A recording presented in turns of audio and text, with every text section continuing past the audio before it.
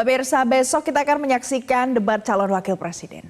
Debat ini disebut-sebut sangat dinantikan oleh warga karena akan mempertontonkan kualitas para calon RI 2. Ada kandidat yang mengaku sudah biasa berdebat, namun ada pula yang jarang tampil memenuhi undangan debat.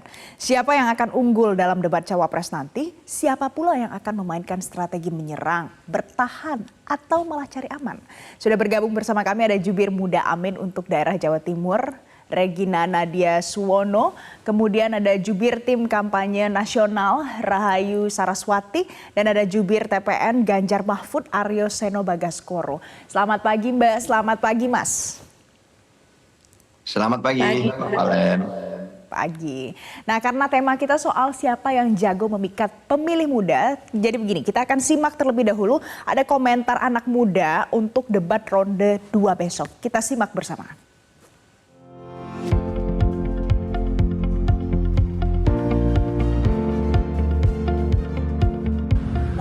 Tentang ini kan ekonomi dan keuangan.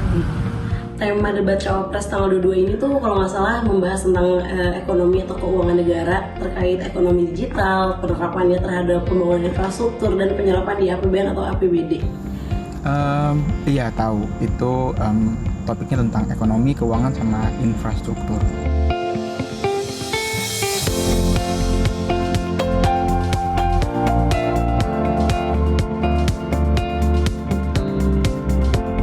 Jujur aku penasaran sama Mas Gibran sih, soalnya kan di debat capres kemarin dia kayak semangat banget tuh. Jadi aku penasaran aja sama gagasan yang bakal dia bawa kayak gitu. Dan dia paling muda juga soalnya. Kalau yang pengen denger gagasannya sih mungkin Caimin ya, karena dengan sekarang beliau kan jadi wakil ketua DPR, terus juga punya pengalaman jadi menteri dan segala macam, kayaknya gagasannya mungkin bisa lebih oke gitu daripada cawapres yang lain. Mungkin Mas Gibran ya, kenapa? Karena Mas Gibran ini kan salah satu kandidat yang digadang-gadang menjadi perwakilan generasi milenial di dalam kontestasi politik tahun ini gitu.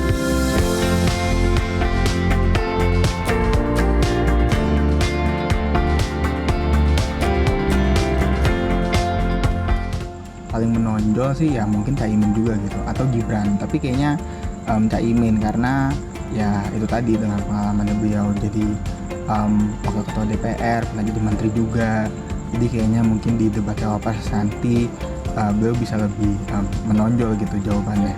Mungkin Pak Mahfud ya, karena Pak Mahfud MD ini kan udah punya pengalaman menjabat sebagai pejabat publik gitu, jadi mungkin menurut aku dia bakalan lebih terbiasa atau familiar dengan bagaimana sih cara memaparkan gagasan atau ngomong di depan publik. Nah, kalau misalkan dilihat dari isunya sih kayaknya lebih condong ke Mas Gibran ya, soalnya kayak perekonomian gitu. Tapi ya lihat besok lagi sih, lihat besok juga sih, soalnya kan mengingat masih ada 2 cawapres lain yang punya gagasan bagus-bagus.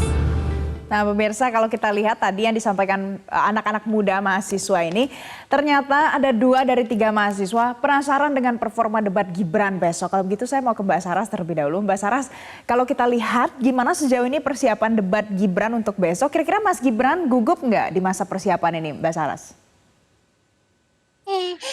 Maaf, ini ada yang mengikuti karena udah kangen sama mamanya baru selesai COVID juga. Jadi kalau misalkan dilihat dari Mas Gibran sendiri sih, saya rasa beliau sudah terbiasa ya untuk ini bukan pertama kalinya beliau ikut debat. Ini juga beliau sudah dipersiapkan bahkan dari jauh-jauh hari. Untuk hari ini memang fokus persiapan mungkin penambahan wawasan, tapi beliau ini sudah pernah menjadi, istilah beliau sampai sekarang masih sebagai wali kota, jadi sudah sangat paham bagaimana mengeksekusi program. Mau ikutan ngomong? Iya. Jadi Gibran sudah paham eksekusi program dan sudah ada persiapannya sejauh ini. Tadi ada satu yang menyebut soalnya Gibran semangat banget di debat yang sebelumnya. Berarti sejauh ini masyarakat harusnya memahaminya bagaimana? Benar-benar semangat untuk persiapan debat besok, Mbak Saras? Ya, saya rasa kalau misalkan semangat, tentunya semangat. Karena bagaimanapun juga beliau sudah sangat tahu, paham pada saat beliau menerima mandat sebagai cawapres dari Pak Prabowo, bahwa ini adalah salah satu hal yang harus dihadapi. Sama sekali tidak ada keguguban istilahnya dari beliau dan pernah juga mengikuti debat waktu itu untuk calon wali kota di Solo dan sekarang tinggal memantapkan istilahnya wawasan dari segi nasional saja. Tapi kalau misalkan program dan juga bagaimana untuk menjalankan program-programnya, saya rasa beliau sudah sangat menguasai. Baik, oke Mbak Sarah. Jadi kalau untuk Gibran pasti bisa menguasai karena sudah pernah sebelumnya juga ya. Saya mau ke Mbak Regina. Mbak Regina, kalau kita lihat di debat capres sebelumnya, sebagian besar semuanya itu punya perhatian masing-masing. Ada perhatian untuk Anies, ada perhatian untuk Prabowo, ada juga perhatian untuk Ganjar. Tapi sebagian besar warganet ternyata memberikan sentimen positif untuk Anies. Artinya Anies pasti sudah menetapkan punya standar yang khusus, standarnya tinggi untuk Gus Imin. Jangan sampai lebih jelek nanti. Apakah ini bikin Gus Imin jadi lebih grogi buat besok?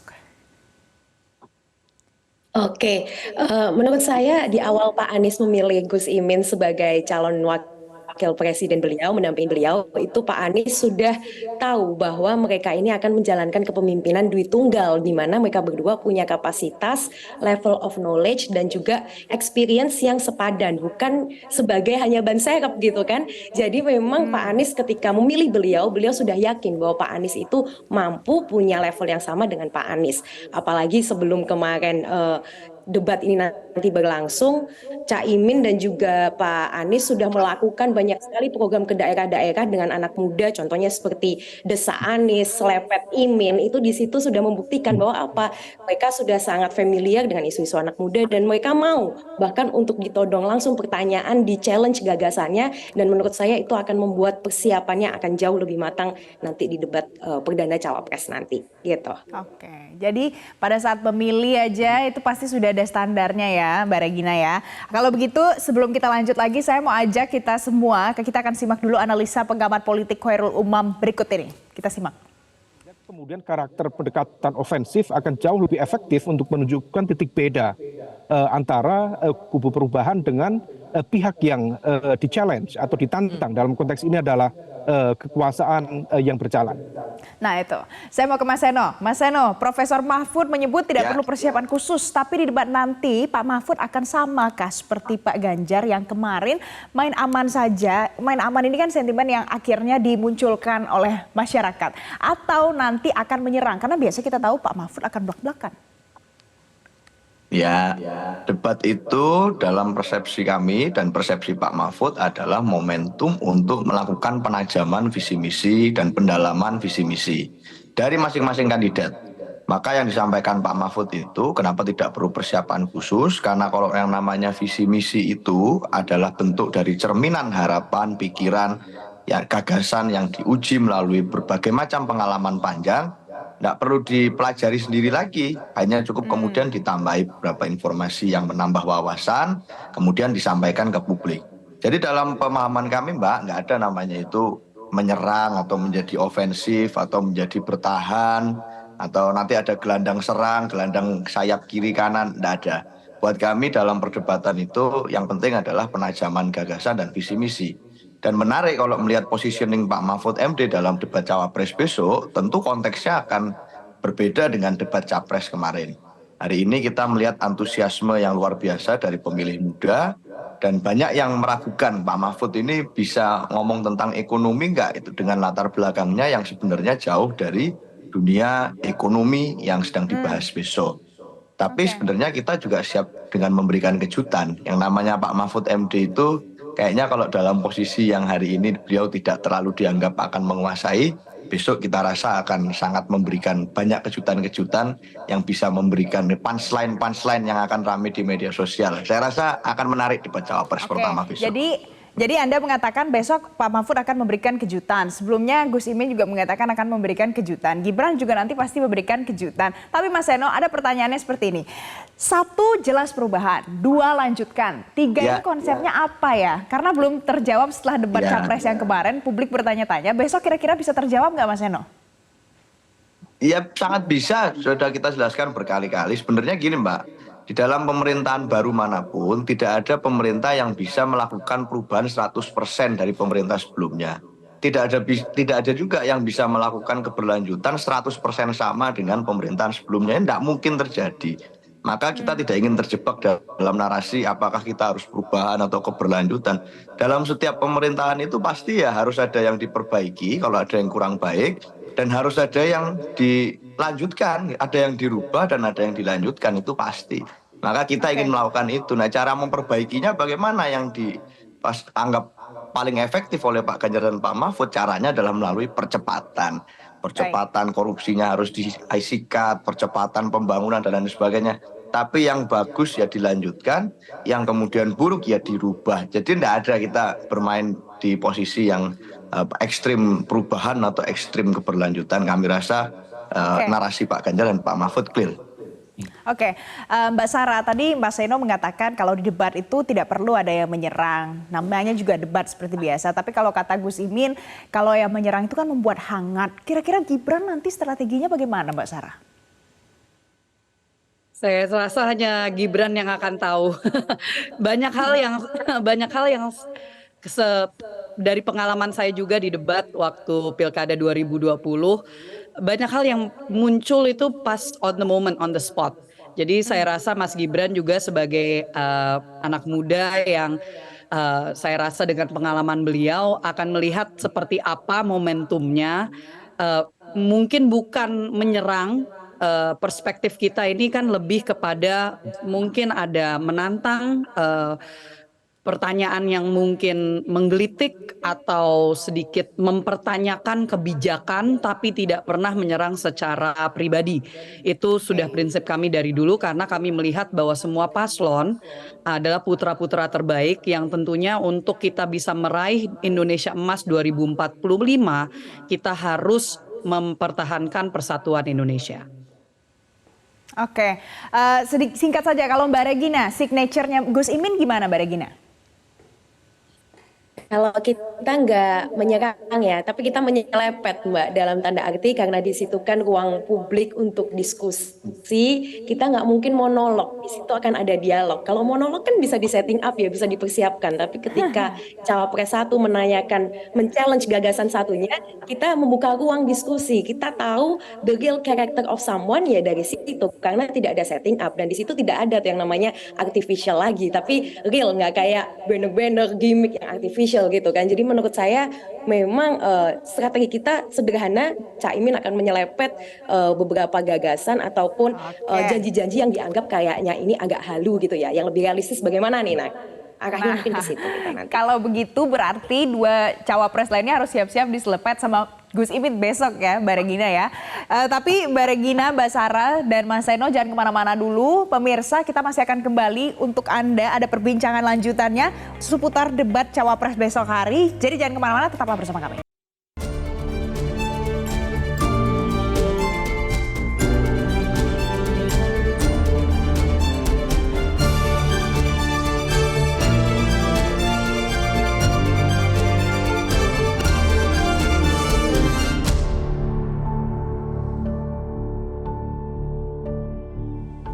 Pemirsa, terima kasih Anda masih bersama kami. Kita masih akan bahas siapa yang jago pikat pemilih muda untuk debat cawapres besok. Saya masih bersama Mbak Sarah, masih bersama Mbak Regina, dan juga ada Mas Seno. Saya akan mungkin ke Mbak Regina terlebih dahulu. Mbak Regina, ini kan kalau selama ini kita lihat gaya kampanye masing-masing pasangan ini kan sudah bisa diidentifikasi oleh masyarakat. Tapi nanti kalau pada debat cawapres ini, apakah nanti akan dimunculkan soal janji-janji program? Gini, jadi setiap orang itu kan punya stylenya ya, style masing-masing. Tadi kalau disinggung masalah style, saya kira kalau paslon nomor 1 itu akan sangat menjunjung tinggi yang namanya beretika yang baik, menyampaikan janji dengan gagasan yang tidak terlalu PHP gitu. Dan tanda arti kalau dilihat masalah ekonomi, kita menjanjikan pertumbuhan ekonomi, paslon nomor 1 itu paling rendah loh dibanding paslon nomor 2 dan 3. Karena kita mau realistis dengan keadaan yang sekarang. Pertumbuhan kita targetkan di paslon nomor 1 pertumbuhan ekonomi hanya 5,5 5,5 sampai 6,5%. Karena kita tahu anak muda itu kan nggak suka ya di PHP, dikasih angin segar tuh yang terlalu muluk-muluk tuh kita nggak mau gitu. Jadi nanti style kita akan jauh lebih realistis, menjunjung tinggi etika, dan saya rasa kita akan slow dan menanggapi semuanya itu dengan kepala dingin juga. Gitu sih, Kak, menurut saya. Jadi anak muda harusnya realistis, tidak boleh PHP dan harus masuk ke logika. Tapi ada beberapa kali kesempatan pasangan-pasangan ini, khususnya cawapresnya yang kita bahas sekarang, ini kan sempat mengumbar janji. Gibran janji kasih makan siang, datang dari mana ya kira-kira uangnya. Kemudian Gus Imin juga janjinya pinjaman modal usaha 10 juta. Tanpa agunan, datang dari mana juga ya kira-kira. Mahfud MD juga janji memperjuangkan gaji layak guru madrasah sampai marbot bersih. Uangnya dari mana? Saya mau ke Mbak Sarah terlebih dahulu. Mbak Sarah, kalau ada janji-janji seperti ini, apakah nanti bisa memikat anak-anak muda untuk percaya? Ya, kalau untuk anak muda kita geser sedikit ke program kita yang lainnya. Utamanya adalah kredit usaha untuk UMKM. Jadi kita dan untuk startup. Jadi kita lebih fokus kepada lapangan pekerjaan. Itu nggak kalah pentingnya. Kalau kita bicara tentang yang program makan siang gratis, itu jangan dilihat hanya dari uangnya dari mana, tapi juga kalau misalkan itu, ya jangan khawatir, kita ada 20 tahun pengalaman misalnya pemerintahan dan juga para pakar yang sudah mengkalkulasi, sudah menghitung, nggak semuanya akan dijalankan langsung brek di 2025, tidak, ya itu semuanya bertahap. Dan kalau kita bicara sekali lagi tentang apa yang kita sampaikan kepada anak-anak muda, utamanya pasti adalah lapangan pekerjaan. Itu selalu menjadi fokus kita, dan salah satunya adalah lewat makan siang gratis itu pun juga membuka lapangan pekerjaan. Karena apa? Mendukung UMKM dan mendukung petani dan nelayan muda juga di daerahnya mereka masing-masing. Karena makanan yang akan disajikan harus yang bergizi dan itu local products, produk dari lokal. Jadi farm to table konsepnya. Lalu kalau misalkan kita bicara tentang kredit usaha, ya itu juga untuk menciptakan lapangan pekerjaan. Karena sekarang problemnya adalah lapangan pekerjaannya terbatas, sedangkan pencari pekerjaannya sangat banyak. Ya, kalau kita tidak betul-betul menggenjot entrepreneurship di negara ini, kita akan kesulitan untuk keluar dari middle income trap. Banyak hal yang lainnya tentunya, tapi kita tentunya memikirkan tentang lapangan pekerjaan dari A sampai Z. Baik, itu adalah janji yang disampaikan, itu adalah jawaban dari Mbak Sarah. Sekarang saya mau ke Mas Seno. Mas Seno, dari janji yang sudah ada itu, kalau Mahfud MD berjanji memperjuangkan gaji layak guru madrasah sampai marbot bersih yang ada di masjid, itu gimana nih janji-janji ini bisa dipercaya sama masyarakat? Ya, jangan lupa Mbak Valen, kalau tadi Mbak Regina bilang bahwa Gus Imin ini selepet sarung, Pak Mahfud ini juga santri juga loh dulu itu. Selain hari ini terkenal sebagai misalnya adalah pendekar hukum, pendekar etik gitu ya, karena beliau ini dulu pernah jadi ketua Mahkamah Konstitusi, pendekar hukum yang top, Menko Polhukam yang berprestasi. Beliau ini santri juga itu. Jadi kalau diselepet bisa selepet balik juga itu dengan pengalamannya sebagai santri itu kan. Pernah sering pakai sarung juga dulu beliau itu. Nah, artinya beliau akan tampil dengan apa adanya, genuine. Makanya janji-janji yang beliau sampaikan itu bukan sekedar janji, tapi sudah dipertimbangkan dengan berbagai macam situasi di mana beliau hari ini memang sangat concern terhadap isu-isu hukum. Nah, isu hukum ini kaitannya apa dengan ekonomi dan target pertumbuhan ekonomi kita yang cukup optimis? Sebenarnya targetnya ini sangat berkaitan. Kalau bicara tentang penegakan hukum, target Pak Mahfud dan Pak Ganjar ini adalah melakukan yang namanya gaspol. Salah satu elemen dalam tagline gaspol ini adalah sikat korupsi. Kalau korupsinya bisa disekat, bisa disikat, anggarannya bisa lebih efisien. Kalau anggaran negara bisa lebih efisien, bisa untuk membangun 20 sekian ribu puskesmas yang disampaikan Pak Ganjar hingga ke pelosok-pelosok. Bisa untuk membiayai sekolah SD, SMP, SMA gratis. Bisa untuk seperti yang Mbak Valen sampaikan tadi, membiayai guru-guru ngaji, marbot-marbot, termasuk guru-guru agama bagi agama-agama lain, termasuk guru sekolah minggu, guru bagi agama Buddha, Hindu dan lain sebagainya, dengan nominal yang sudah ditetapkan setidaknya 1 juta per bulan, sehingga kesejahteraan guru bisa terwujudkan dengan lebih setara antara guru sekolah umum dengan guru-guru agama.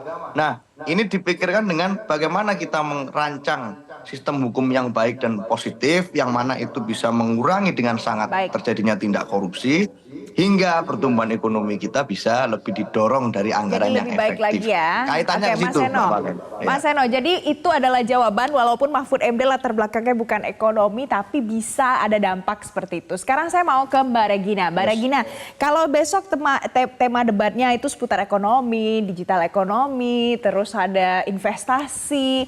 Kalau Gibran katanya diuntungkan karena punya latar belakang sebagai pengusaha, mungkin mengerti ya gitu. Kalau Mahfud MD tadi sudah dijawab oleh Mas Seno. Sekarang Mbak Regina, Gus Imin gimana?